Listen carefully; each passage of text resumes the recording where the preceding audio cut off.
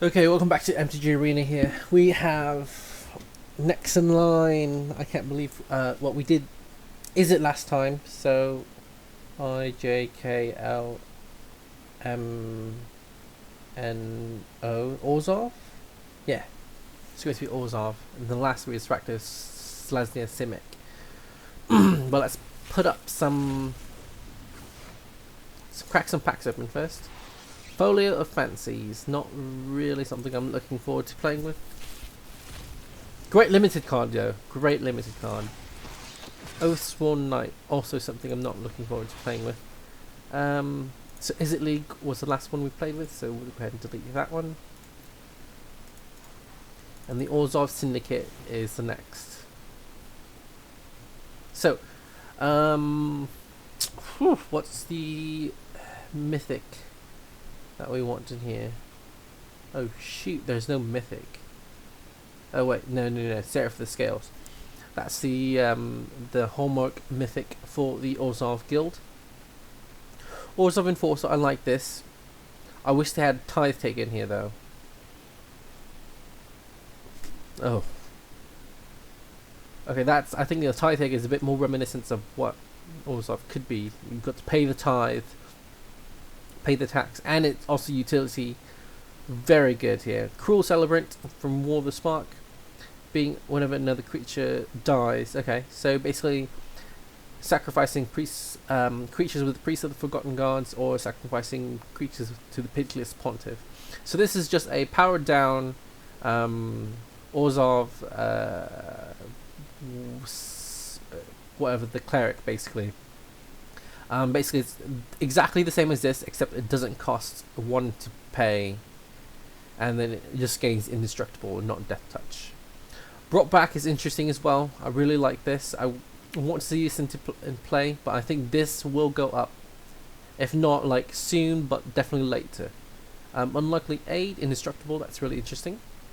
Despark, definitely something that's in the Orzhov flavors, and has what Oketra and Bontu trying to reap the souls out of Nicol Bolas there. Ministrant of Obligation, also good. This is lingering souls basically. I like this. Plaguecrafter, good. Sacrifice outlet.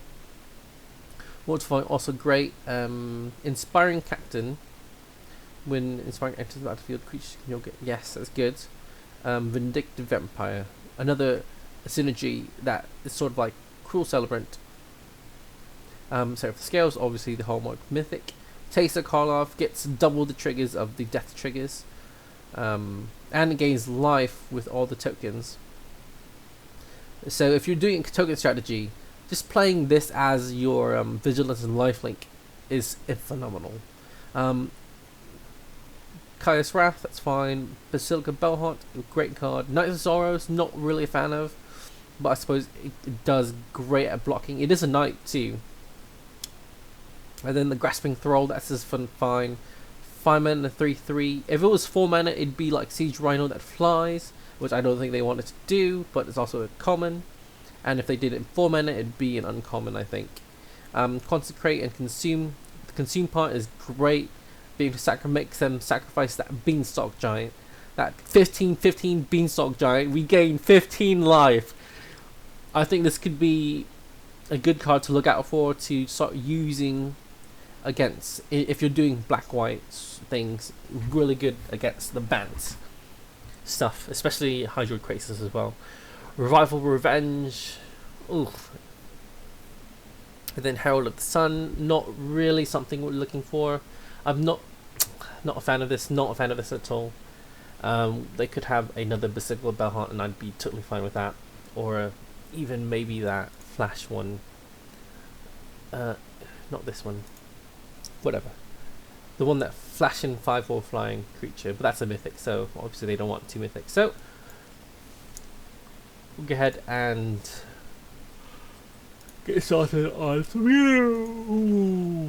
Orzhov Syndicate. Standard ranked. Okay, let's play this. Press control to use full control for the next action, and shift control to use full control until you turn it off. Now, full control doesn't necessarily mean you actually have full control of everything, like stacking triggers and stuff like that. It auto stacks triggers now just because they don't want people to stack them for us. It tries to guess the best way to stack things, but okay, so this is a fine hand. We've got the Pitiless Pontiff and the Cruel Celebrant, so I think I'd play the Pitiless Pontiff first, and then Cruel Celebrant later. So we'll keep this, and then we got mana to get to the Grasping Thrull. Hopefully we draw cards of relevance, relevance here. Knights of the Ebon Legion, okay. Orzhov Guildgate down. Now our Pitiless Pontiff gets Death Touch as well. Ooh, Mardu Knights. So doing Mardu Knights. Okay. So we may be in for a bit of struggle.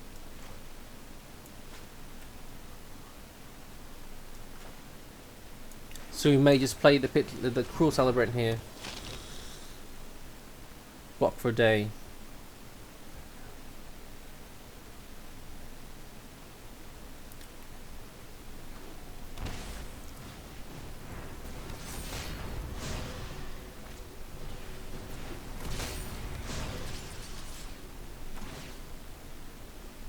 Yeah, that's not good. This is an extremely aggressive thing for them.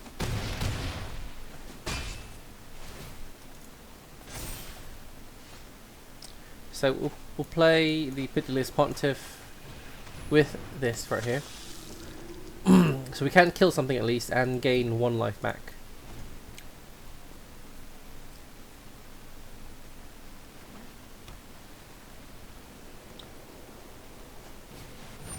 Very nice. So we get to block 2 things and kill something else. So that's going to be fine for us.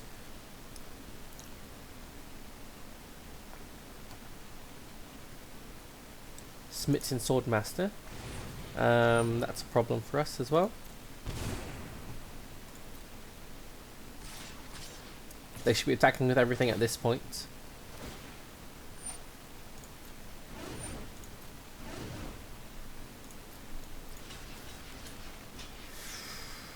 Block, use this ability, sacrifice another creature, gain a life back.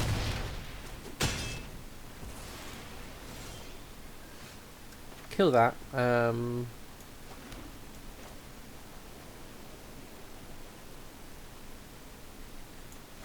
So I'll use this, but I don't think we can really get back from here.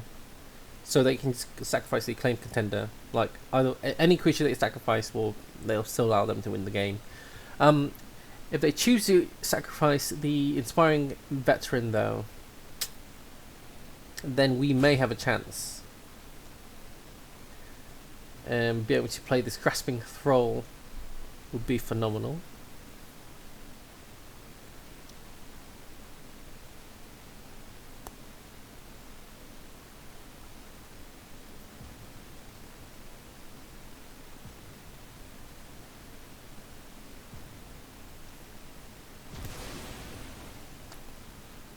Okay, no attacks. So if they attacked with everything last turn,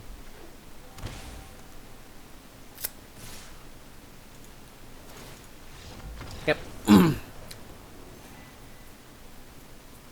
Right, that was a very aggressive start for our opponent. Yeah, very ideal, and we didn't have any of our removal spells. So let's try that again. I think that was just, I think that was just how explosive their hand was to start off with, and we just could not deal with it. So I'm going to still do ranked, standard ranks here. I think this Orzhov deck is still fine. Like if they had the Orzhov Enforcer, getting a Death Touch and an additional blocker would have been phenomenal. Despark is perfectly fine. Seraph would have been great as well. Like we had several outs, and I like this here. So hopefully we can draw a second black source and then get something out of it.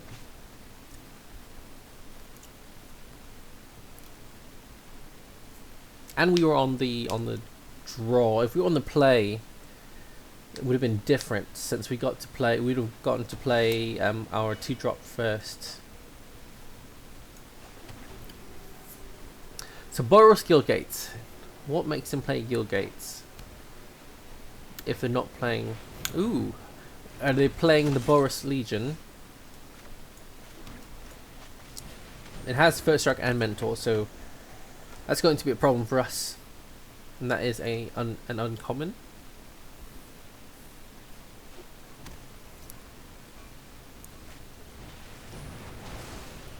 Okay. It's perfectly fine.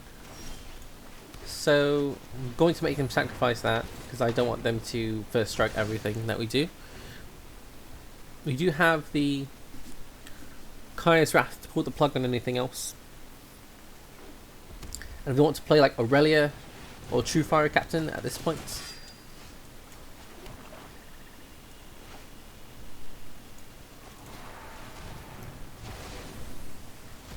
that's great. I don't want them doing that. Can't really brought back anything this turn. So what's cool is that we can do, like, if we have 6 mana, we can do Kaya's Wrath and then brought back.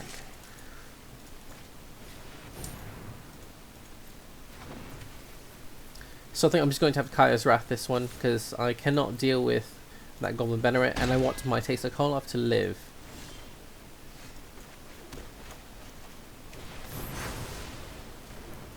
To do that. brought back, Plaguecrafter brought back. Okay, Teysa Karlov.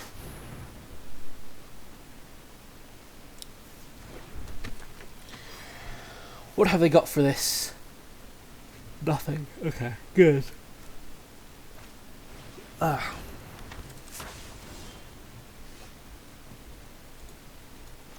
Grasping Thrull seems pretty nice.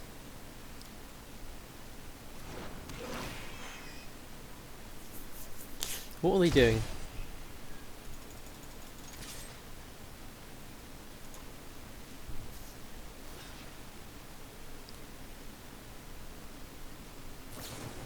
Sure Strike, yes. So they're playing the Boris Legion kind of thing, kind of deal. So it seems like we're on a sort of level playing field. So I think this is a good way to gauge how the power level, or at least the gameplay of. They are pulling some really good cards here. Vindictive Vampire seems pretty nice.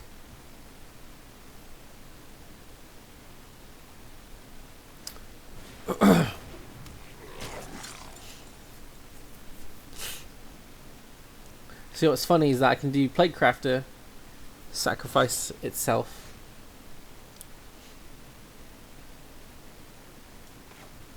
And then have it brought back.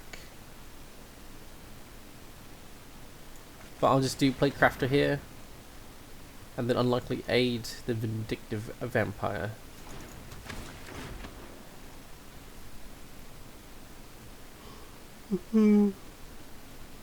Whoa.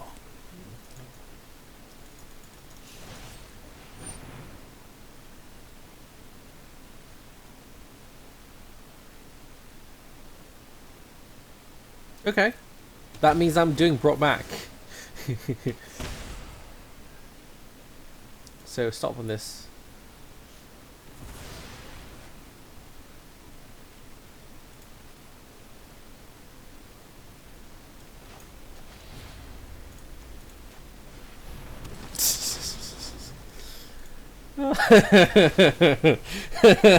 They want to do that. I'll do it. Make it cheeky.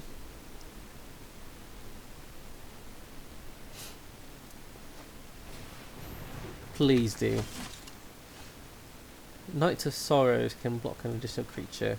But let's go ahead and just take them out. Actually, let's play the Knight of Sorrows. Let's get onto the board. And then... if they're blocking, then they probably have a combat trick. But at least the Knight of Sorrows can... oh, look at that.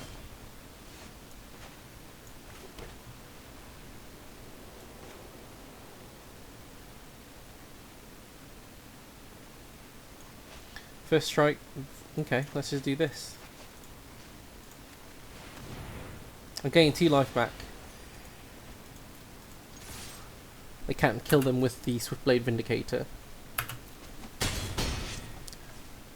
End turn. So we can start getting aggressive here. We still have the Unlikely Aid, which is great. Now they should just attack, yep. Because it's got Vigilance and Double Strikes. That's automatically 2 damage. My turn. Herald of the Sun. Not a great card, but I suppose it flies. So let's attack. See what they do first.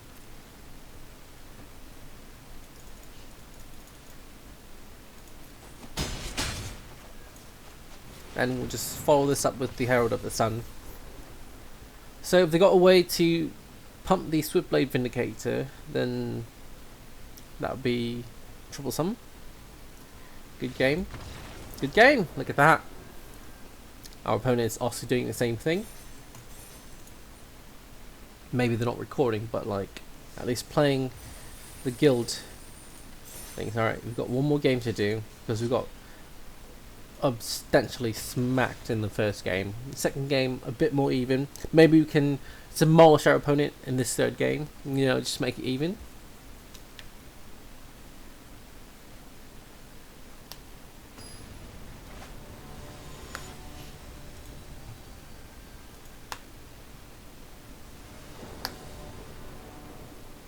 Oh, we've got Mortify.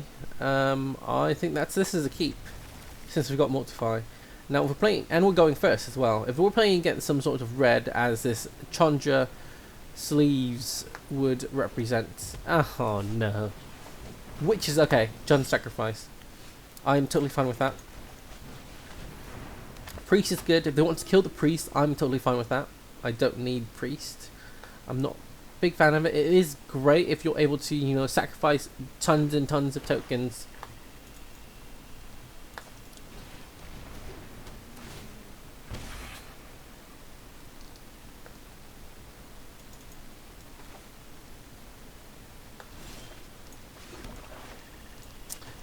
Look at that. I'll probably be sacrificing priest to the Pitiless Pontiff.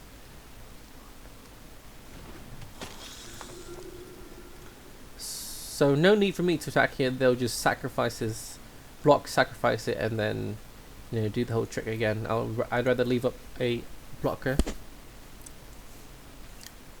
So basically they can do this every single turn. So this is draining me 1 for turn, and they're gaining that 1 life back as well. So it's dropping us down a turn, 1 damage each turn, and they're gaining life each turn, which is quite annoying. That's the combo, just the mini combo between the Witch's Familiar and Witch's Oven and the Cauldron's Familiar.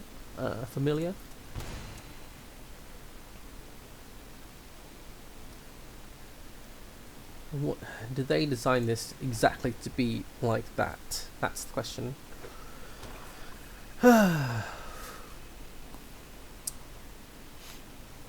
So, as long as I have a creature out, there's not really a way for them to kill the Pitiless Pontiff.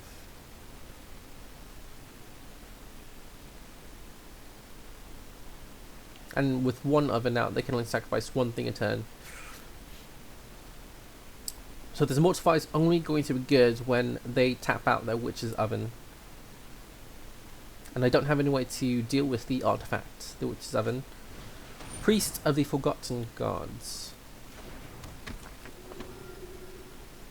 So they tapped double black, which means they don't have another Cauldron's Familiar, or they just screwed up horrifically.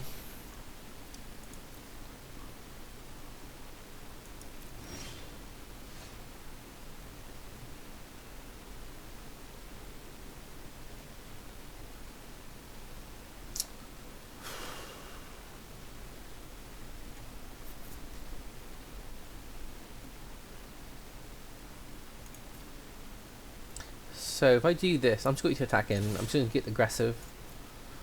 They can block and sacrifice as they wish, but at least 1 thing will die.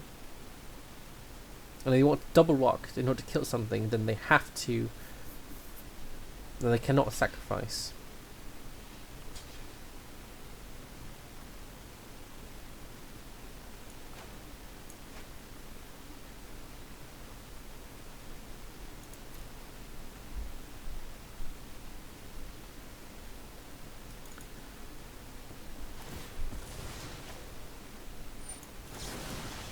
So yeah, I'm forcing them to do this so I can get rid of that Priest of the Forgotten God on their side of the field.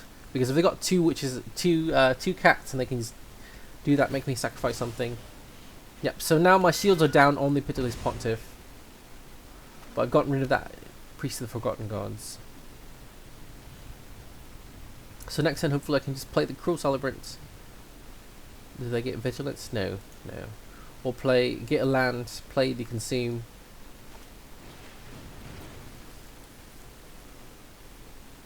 Yep.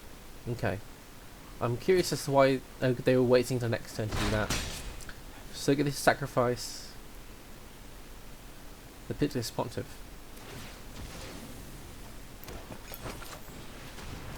Hello, Midnight Reaper. Hello, Plains.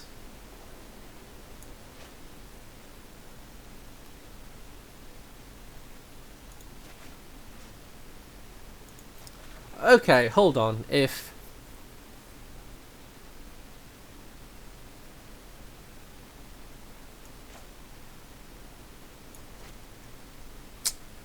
No, I'd rather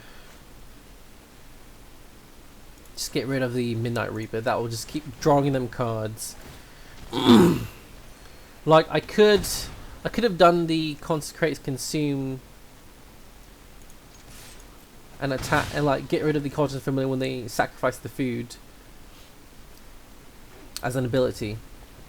Oh, geez, that would have been phenomenal. Just getting rid of that Cauldron Familiar right off the bat. I totally forgot about that.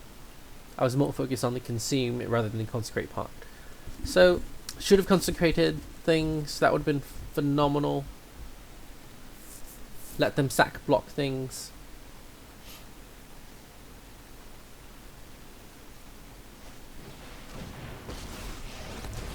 Now that would have been... Okay, well. Now that's going to be troublesome.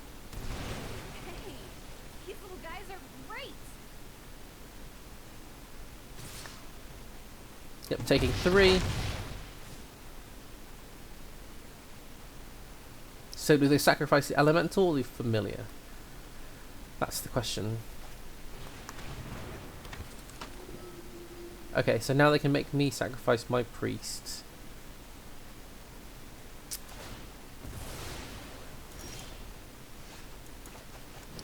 Well, look at this.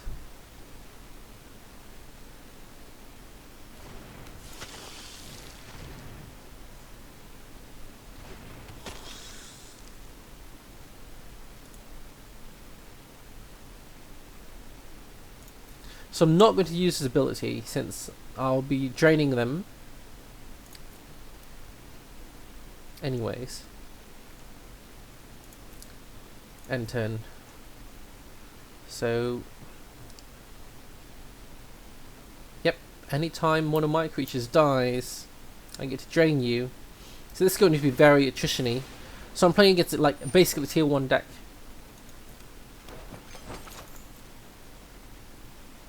And then bring it back. That's fine. And if they want to do the Chandra shenanigans, that's totally fine with me. This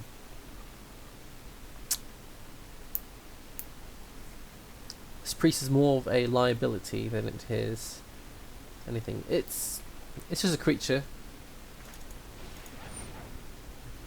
So they're trying to do this. So submit 1. So I have to pull the plug on this. So we gain 4 life back, which means we're still participating in the game, and they only have 1 Witch's Oven, so they still have to sacrifice something. So whether they do the Cauldron Familiars, Witch's Oven, Cauldron Familiar, Witch's Oven, they can sacrifice that. We draw a card, add 2 mana. We don't have a Mortify, unfortunately. A brought back would have been phenomenal at this point. Would be like, just bring back these Cruel Celebrants.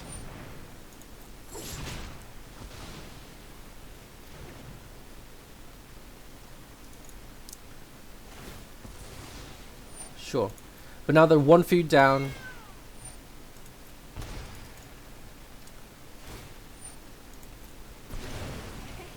So they get a free they get a free thing right here every single time, which is going to be quite annoying. We need to play some sort of afterlife creature.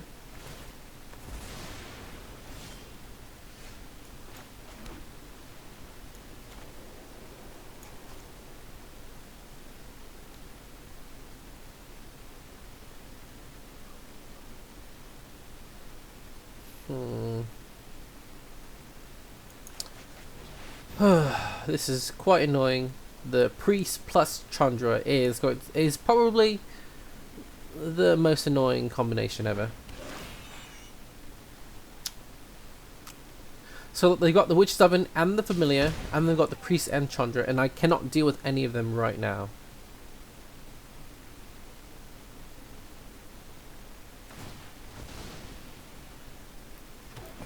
This is going to be a long battle.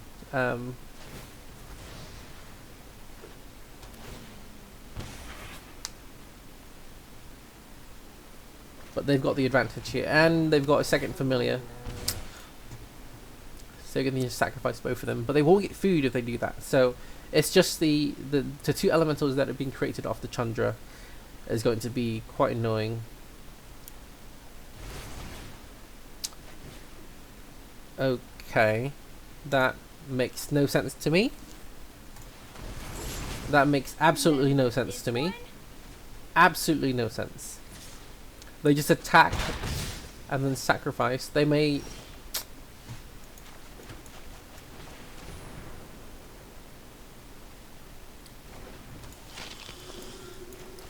The Inspiring Captain will die.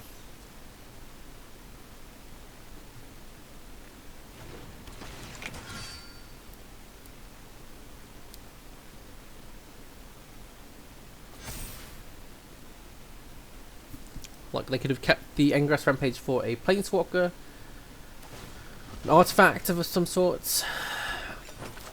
And that play made absolutely no sense to me. And they could have drawn an extra card off Castle Lochthwain, and that Chandra would be at 4 loyalty. Like, that was just... I don't understand. So, I'm not sure what I need to draw here.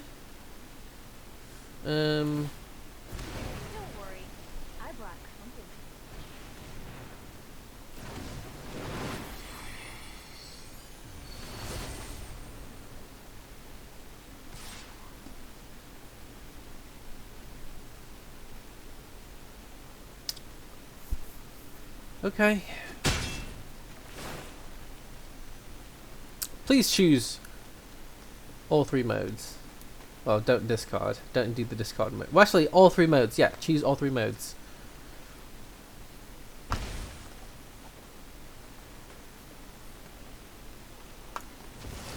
See, that makes no sense.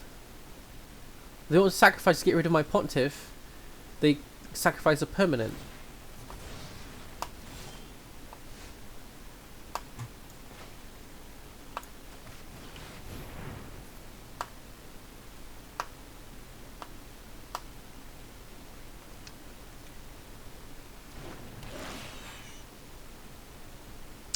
Well, I've got a blocker for Rankle at least. Then they're just not playing this right. No attacks. They can just do the Witch's Oven combo. Ugh. This is quite annoying. It's just the Chandra that resolved definitely screwed us over. Otherwise, we'd be fine. This board state would be a fine board state for us.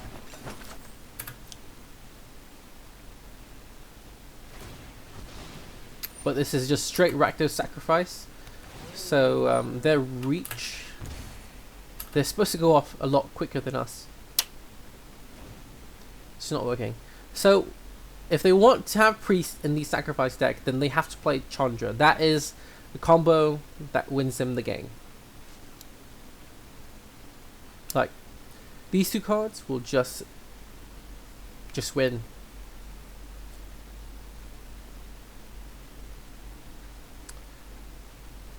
Not even the Seraph of the Scales is going to help us here. Go get him, buddies.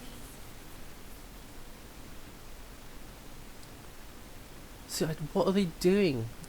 Either sacrifice them for to make me sacrifice them, or sacrifice them for food. Like that's. Jeez.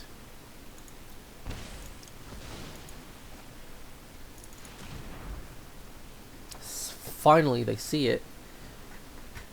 They could minus Chandra for the claim the firstborn. It's annoying. That's what, 3? They've cast it 3 times. And we're dead.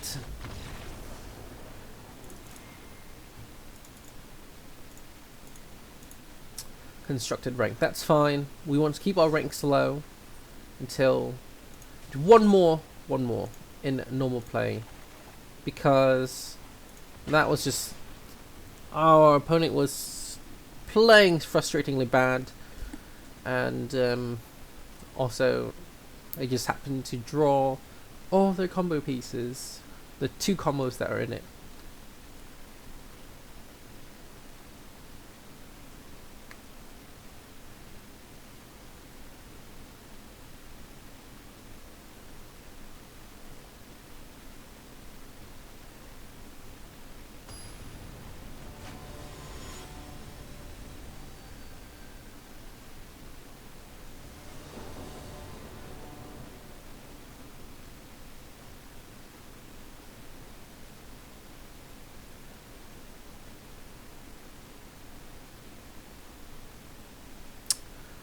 Sorry about that. Okay. I like this. I just need to get to the 3rd mana. And we're on the draw.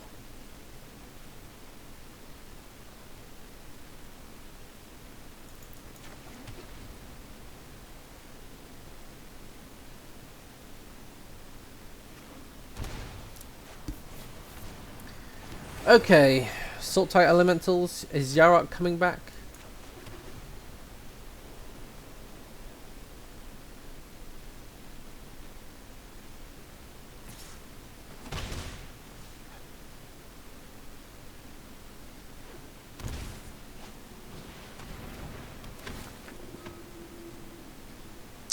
Charming Prince. 4 colors. What are they doing? What are they doing? Okay. Top. Look at that. Perfectly on time. So this we get to kill the Charming Prince if they decide to attack with it.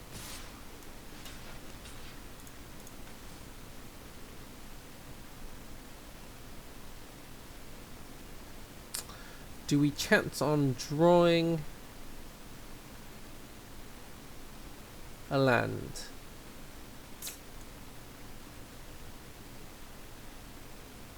Yep, let's chance on not drawing land so we can get more value out of this Ministrant of Obligation. Now, I don't think they have, obviously they can't Assassin's Trophy. Well, they could have. Healer of the Glades. So it seems to be some sort of enter the battlefield shenanigans here. No attacks. I don't think we can take another hit. At least not this early on. So we'll do this. We'll block the Charming Prince.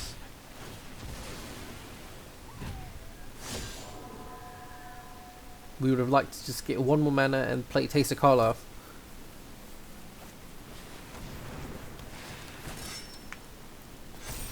Knight of Autumn.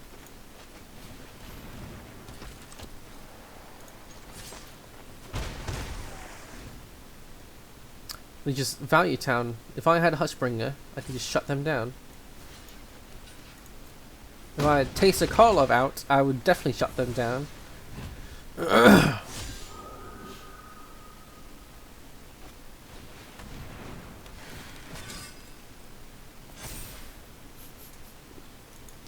Please draw land. An untapped land, please. Okay, so I'll take a hit of 6 here. They've gained 6 life, so they would be at 11 without those Healer of the Glades. So we can play the Bell-Haunt, which would be fine. Bloody hell, 3 Knight of Autumns. Jeez.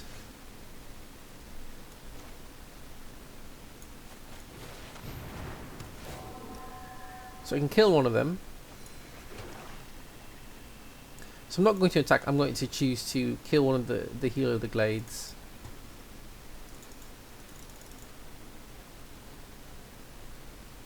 Since it seems they're out of gas and we've got plenty.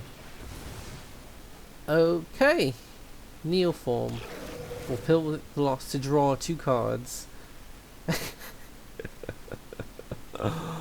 Oh, what has this world come to? Another Charming Prince.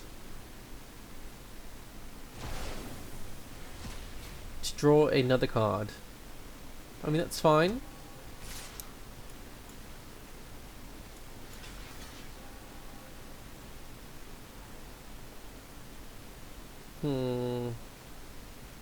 I've got 2 Desparks in here. So, do I put pressure on them or do I keep my life too high? That's the question. I think I'll keep pressure on them.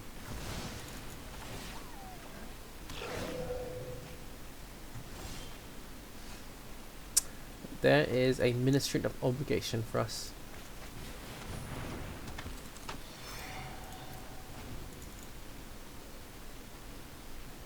This may stop their attacks for the time being. Castle Lochthwain. Wow, this is... oh, jeez.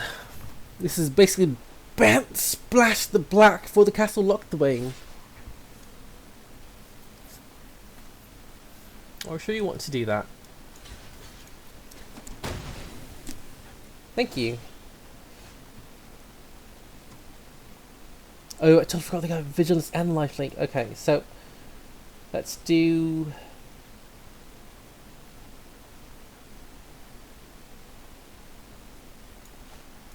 Inspiring Captain.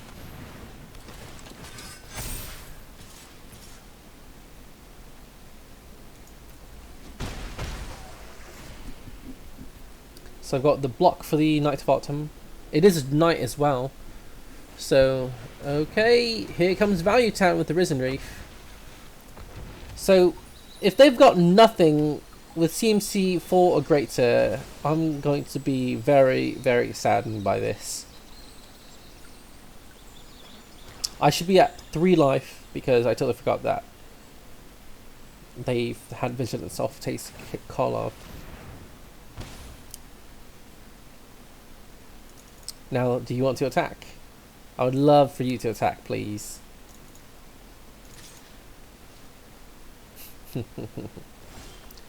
No, they're not going to attack. Okay, so here comes more life gain.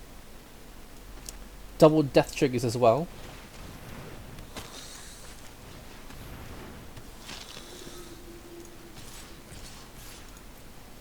So that means whenever any of those die, so this is going to be good. I'd love for them to block.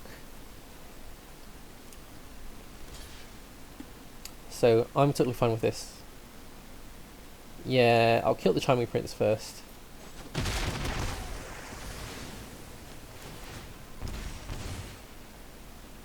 End this turn. Save my mana for something else. Gain that life back. Slowly but surely. I've got them dead.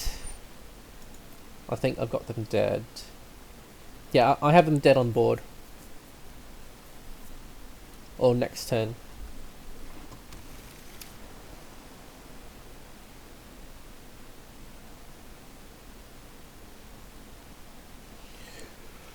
They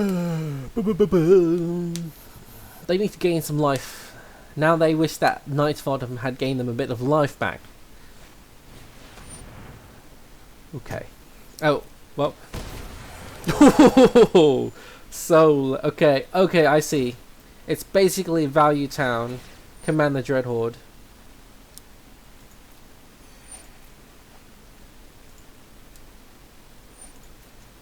Gain 4 life. Okay, so they're not dead. They're absolutely not dead. So the goal for them, play all these cheap creatures, let them all die, bring them back for cheap with Command the Dreadhorde, and then outvalue their opponent.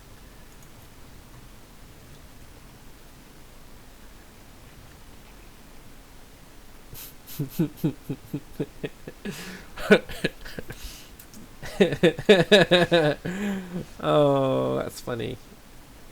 This is so terrible. Okay, well at least I can save that Consecrate for something.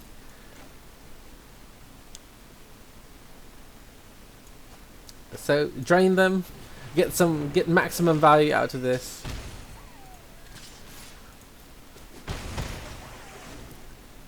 And then whenever one of our creatures dies, it's double trigger for the Cruel Celebrant.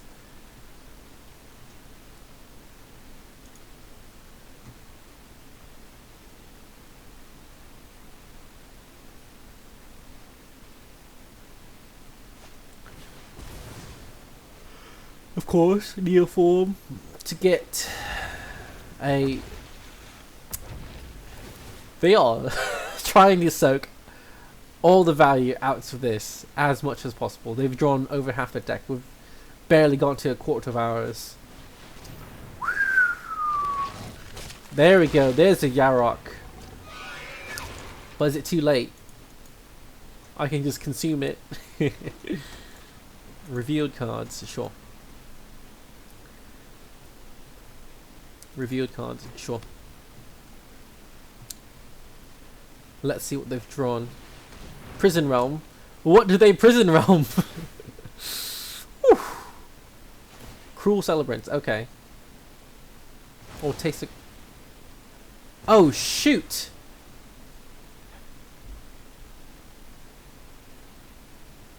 Both of them. Damn, okay. Well, no matter, we've got plenty of creatures in the air.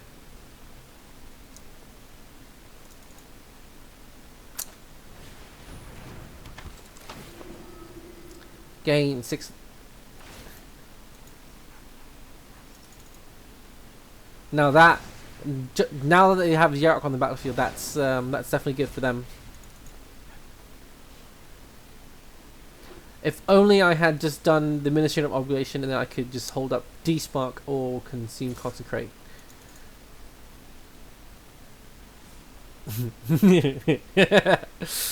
Oh, they're still on a 2-turn. Well, not with this though. They're gaining 6 life from this. This I like. This is fun. Very clutch Prison Realm though.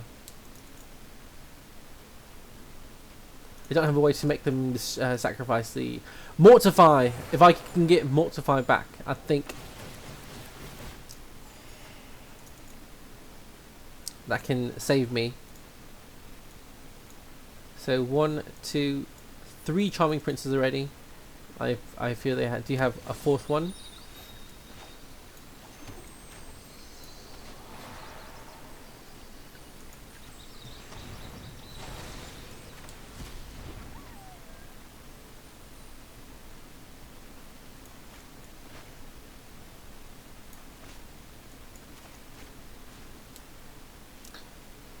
I'll just make them do this. I'll gain that 4 life, and then attack in with all of this. Do I attack in with the Pontiff as well? 1, 2, 3, 4, 5, 6, 7, 8, 9, 10. They can hit me for 10.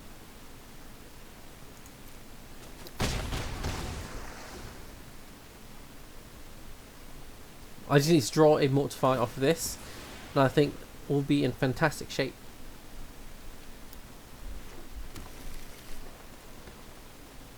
If they got another Yarok, then that's game for us. I don't think we can get all the value.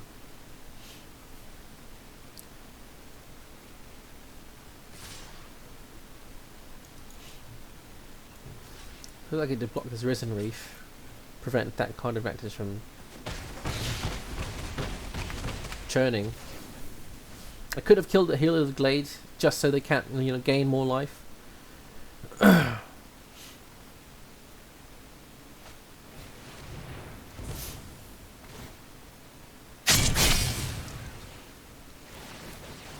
Okay. Jeez, that was loud. Very, very loud. I've got another Despark for that. So, do you want to use that Castle Lochthwain? What else do you want to do? Do you have another command the Dreadhorde? They've got plenty of life to work with though, so another command the Dreadhorde would not put them out of the game. But it could Gruesome Menagerie. Okay, that's really spicy. These are all like very weak value cards. I mean, they're not weak, but like they're just unimpressive value cards.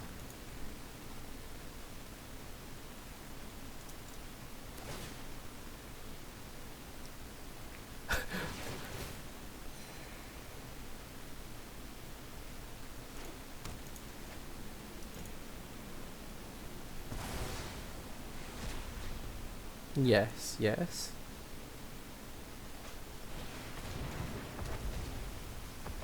Please deck yourself. I want you to deck yourself, please.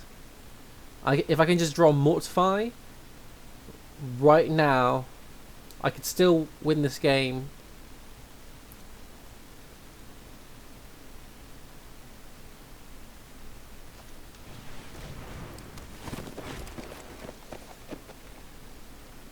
No! Oh, they get to put all their cards back in the graveyard, from the graveyard into their library, and they don't deck themselves. That allows them to oh, jeez. And then they can bounce up the Charming Prince, and then keep looping it around, so they get 2 Loaming Shamans, and then the 4 Charming Princes. I quite like this. This is a way to go out. This is... Yep. Oh, they only have 21 cards left in their library. 1, 2, 3, 4, 5, 6, 7, 8, 9, 10, 11, 12.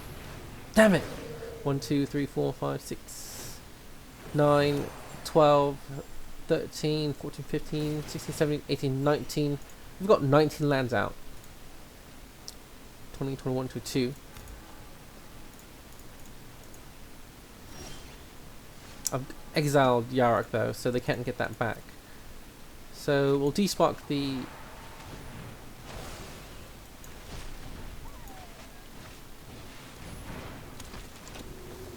I can block the Loaming Shaman. I'm not sure if they got a second one though.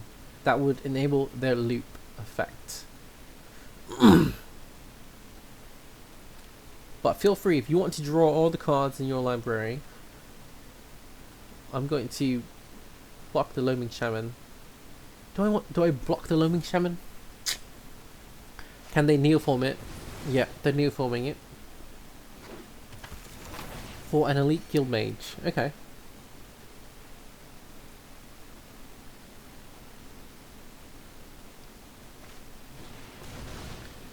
For do they have another? Okay, so they had another Yarok. So that's 2 Yaroks that they had.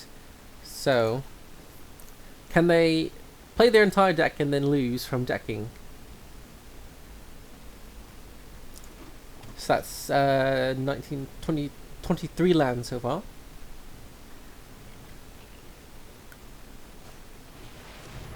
Cavalier of Night. Are you sacrificing something?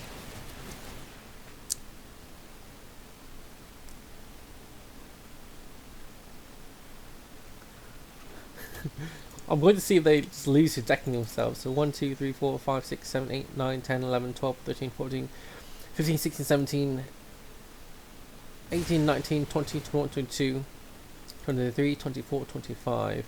I think they're out of lands. So I think all of these are creatures. Sure, I get 2 blockers instead of 1. And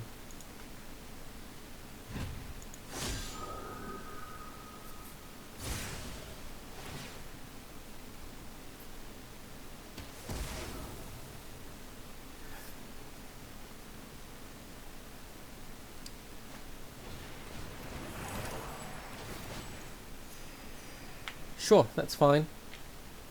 Oh, they had to sacrifice both their Risen Reefs so they don't deck themselves. 6 cards left. What can I draw? Mortify would be great, would be phenomenal here. Just kill the please kill that Prison Realm.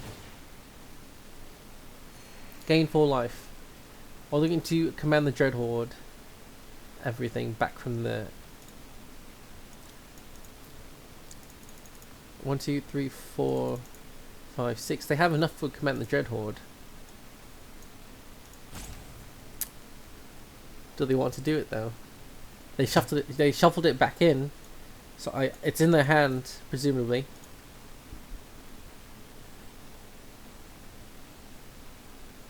Like I exiled 3 cards or 2 cards.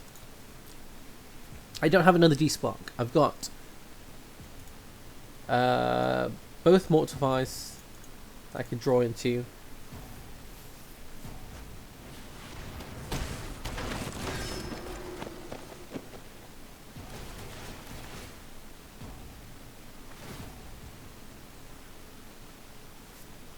Okay, it's got Loaming Shaman back.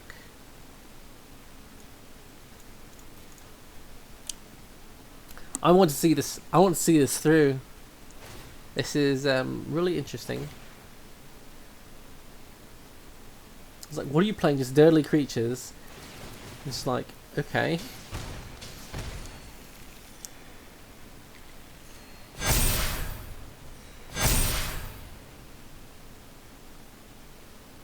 Well, I'm dead now. Actually, I'm not dead yet.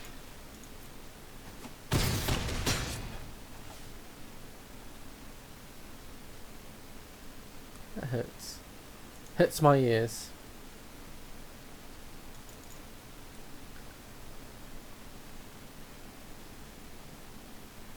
Watch, I draw Plane and Cleansing that is not in my deck. Okay. Good game. I'll concede. That was fun to watch, just to see all that interaction. That might be my next deck to play in Standard. But I need one more Yarrick. Do I have...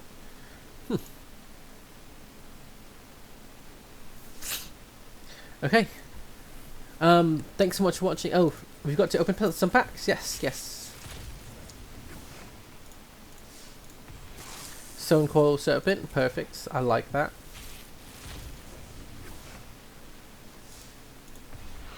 Claim Contender. Oops. One extra.